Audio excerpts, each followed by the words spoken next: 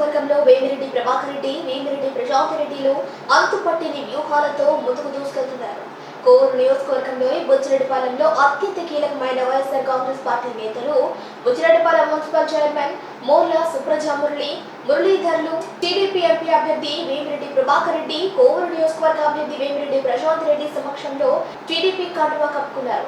వారు వేమిరెడ్డి దంపతులతో భేటీ అయ్యారు. అనంతరం పార్టీ కండువాను కప్పుకున్నారు.